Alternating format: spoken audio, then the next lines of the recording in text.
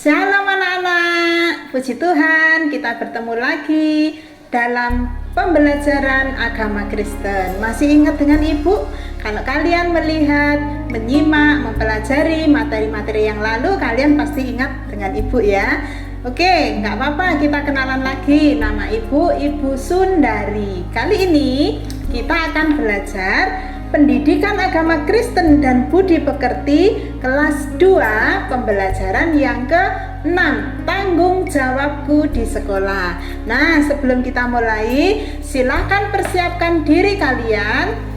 Alkitabnya, buku tulisnya, hatinya disiapkan karena kita akan belajar firman Tuhan. Sebelum kita membaca Alkitab dalam Matius 25 ayat 14 sampai 30, kita akan memuji Tuhan dulu dengan lagu Yesus Berpesan. Ayo kita nyanyi bersama-sama ya.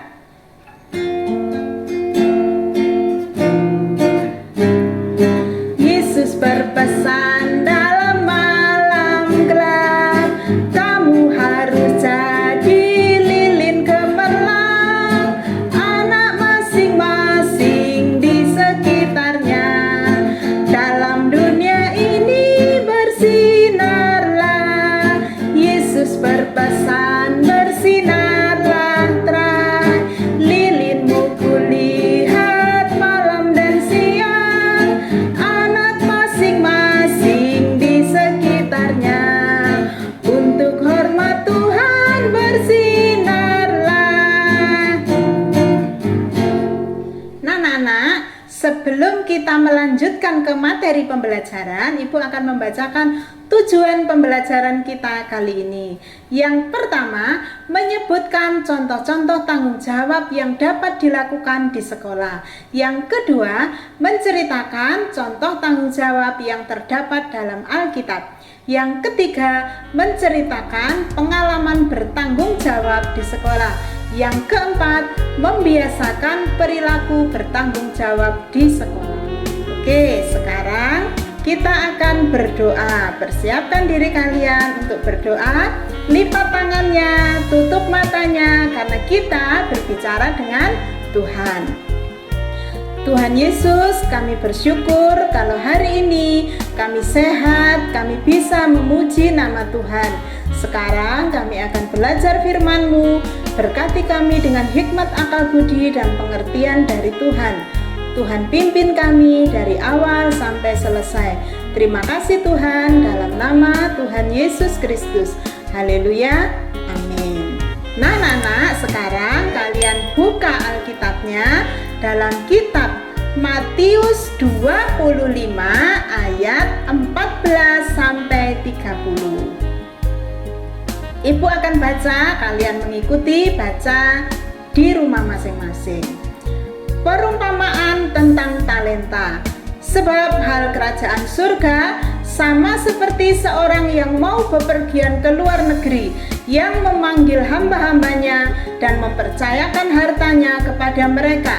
Yang seorang diberikan 5 talenta, yang seorang lagi diberikan 2, dan yang satu lagi diberikan masing-masing menurut kesanggupannya. Lalu ia berangkat.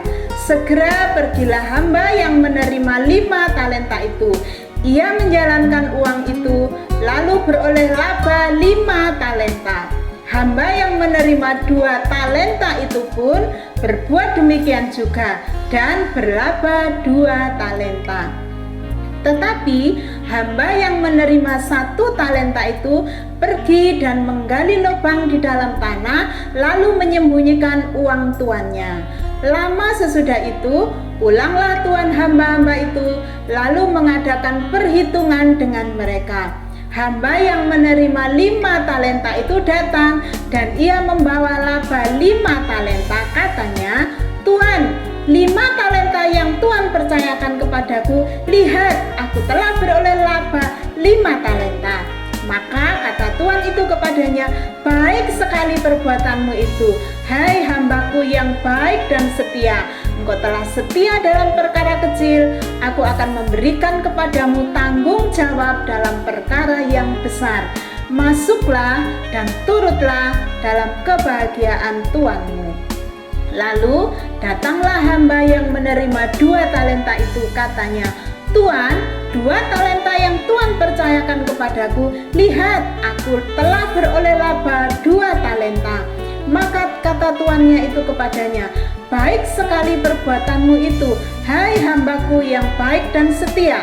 Engkau telah setia memikul tanggung jawab dalam perkara kecil, aku akan memberikan kepadamu tanggung jawab dalam perkara yang besar. Masuklah dan turutlah dalam kebahagiaan tuanmu. Kini datanglah juga hamba yang menerima 1 talenta itu dan berkata, Tuan, aku tahu bahwa Tuan adalah manusia yang kejam, yang menuai di tempat di mana Tuan tidak menabur, dan yang memungut dari tempat di mana Tuan tidak menanam. Karena itu, aku takut dan pergi menyembunyikan talenta Tuan itu di dalam tanah. Ini, terimalah kepunyaan Tuan. Maka jawab Tuan itu, hai kamu, hamba yang jahat dan malas. Jadi, kamu sudah tahu bahwa aku menuai di tempat di mana aku tidak menabur dan memungut dari tempat di mana aku tidak menanam. Karena itu, sudahlah, seharusnya uangku itu kuberikan kepada orang yang menjalankan uang, supaya sekembalinya aku menerimanya serta dengan bunganya. Sebab itu, ambillah talenta itu daripadanya dan berikanlah kepada orang yang mempunyai 10 talenta itu. Karena setiap orang yang mempunyai kepadanya akan diberi sehingga ia berkelimpahan. Tetapi siapa yang tidak mempunyai, apapun juga yang ada padanya akan diambil daripadanya. Dan campakkanlah hamba yang tidak berguna itu ke dalam kegelapan yang paling gelap. Di sanalah akan terdapat ratap dan kertak gigi. Tanggung jawab dapat dilakukan di sekolah selain di rumah. Contohnya, belajar dengan baik, mengerjakan tugas, mendengarkan guru. Nah, anak-anak, sekarang ceritakanlah sikap tanggung jawab yang harus ditunjukkan anak-anak pada gambar di bawah ini. Nah, ini kalian bisa lihat ada gambar bu guru dan ada gambar 2 orang anak. Ibu gurunya berkata, hari ini siapa yang terlambat datang ke sekolah? Apakah tugas rumah yang ibu berikan sudah dikerjakan? Ibu sudah membuat jawabnya. Kalian nanti bisa dibuat sendiri jawabnya sesuai dengan kemampuan kalian, sesuai dengan pemikiran kalian. Setiap hari Senin sampai Sabtu saya ke sekolah.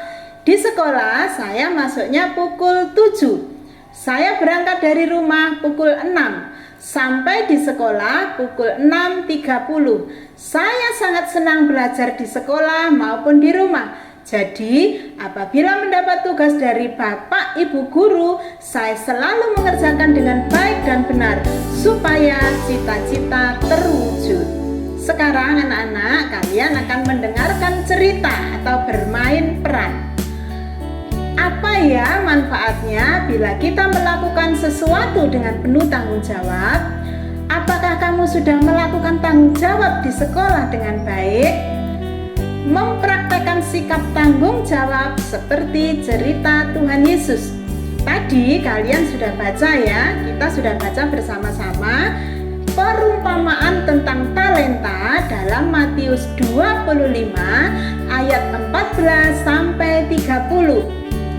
Di dalam gambar itu, Tuhan Yesus sedang berbicara kepada banyak orang. Dalam perumpamaan yang kita baca di Alkitab tadi, Tuhan Yesus memberikan perumpamaan tentang talenta. Ada 3 orang hamba. Hamba yang pertama mendapatkan 5 talenta.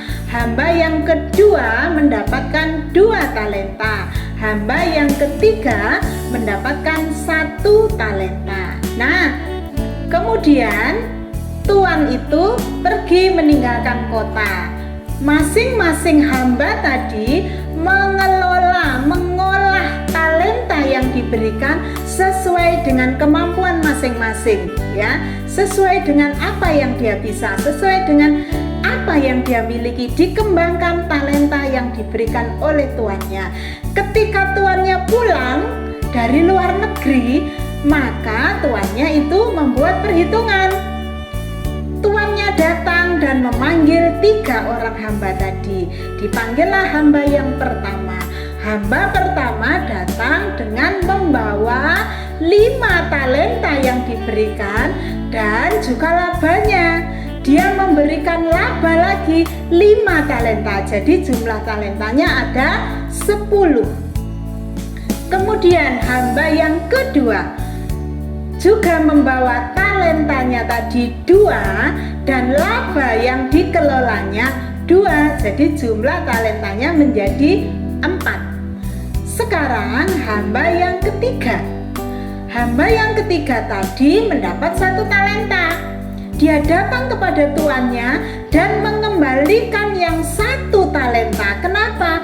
Karena hamba yang ketiga tadi tidak mau bekerja, tidak mengembangkan talentanya. Talentanya disimpan ke dalam tanah sehingga talentanya hanya 1, tidak bertambah lagi. Nah, anak-anak, setelah kalian mendengar cerita tadi, sekarang kita akan belajar dari cerita perumpamaan tentang talenta.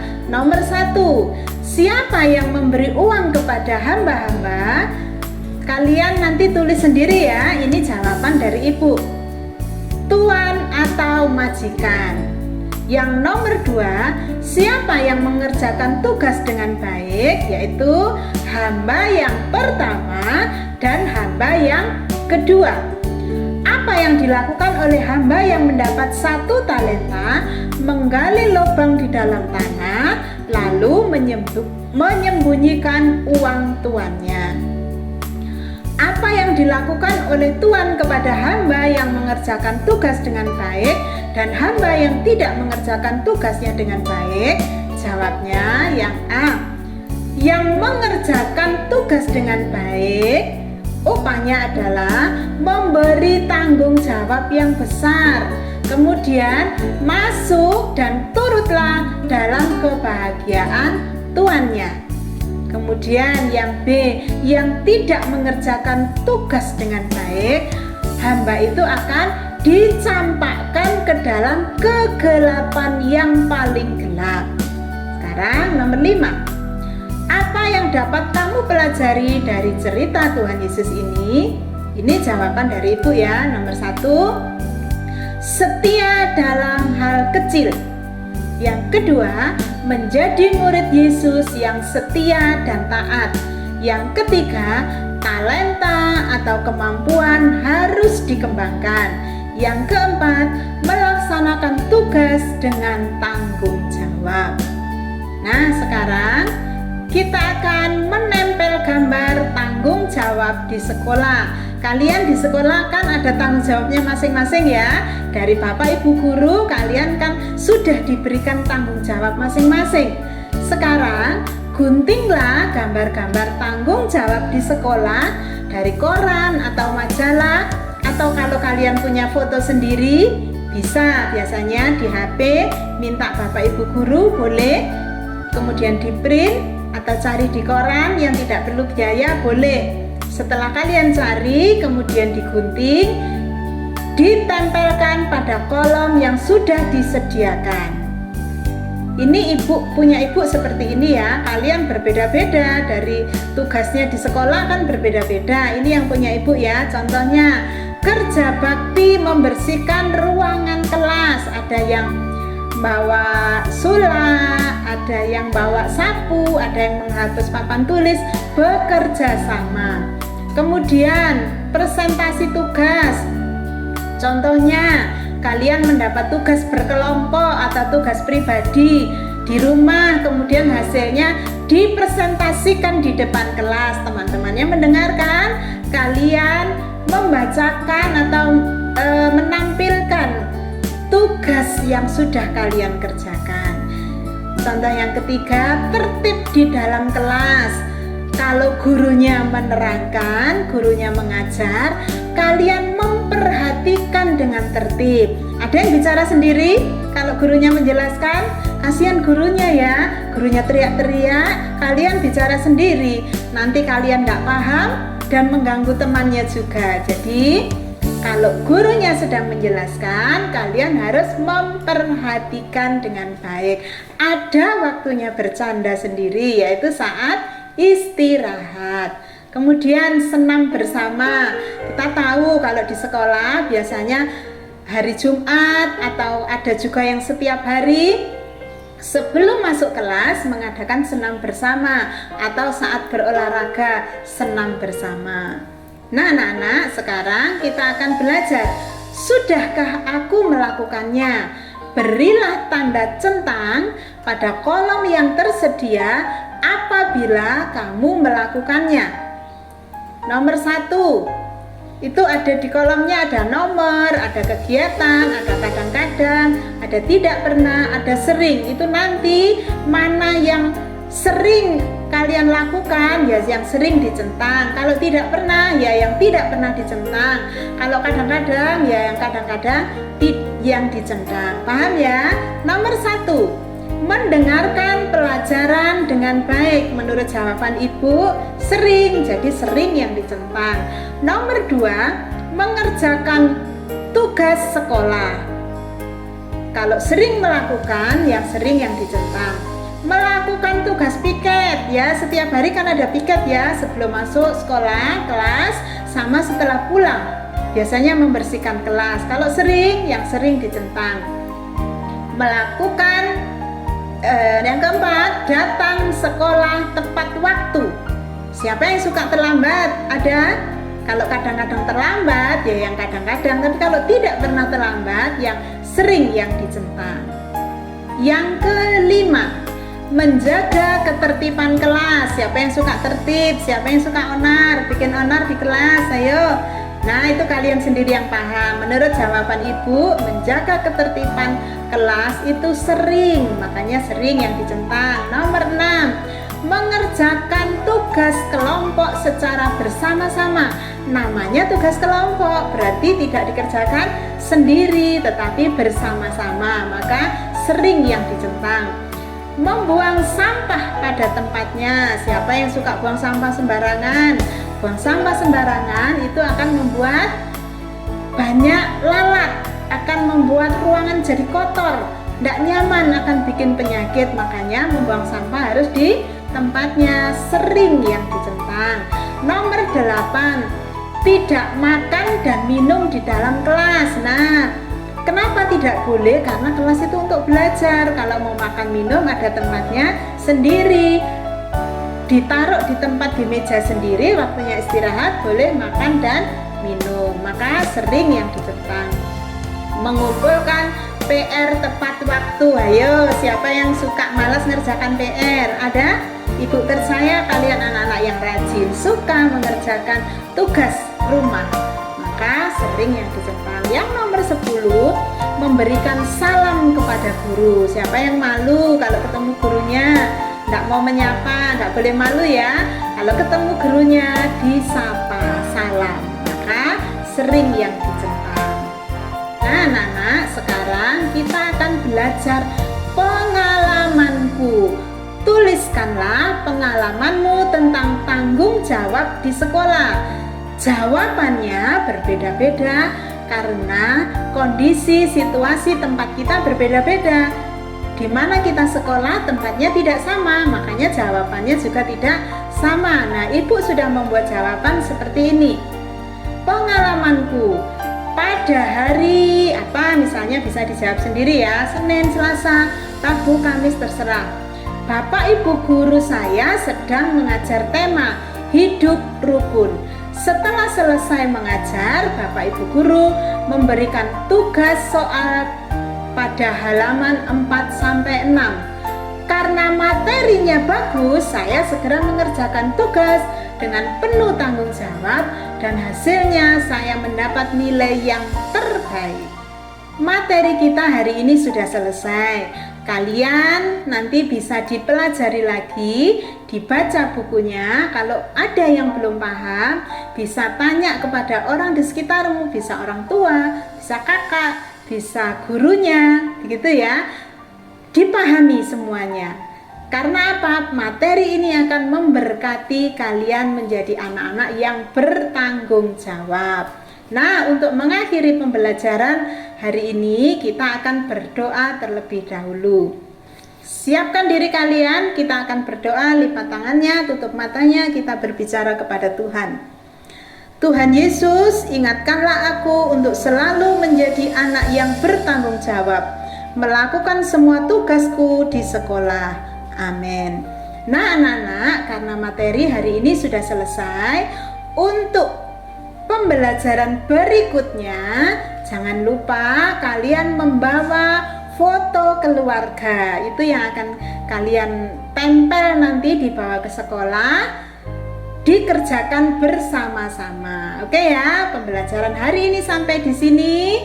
Tuhan Yesus memberkati, sampai bertemu di materi berikutnya. Oke ya, dadah.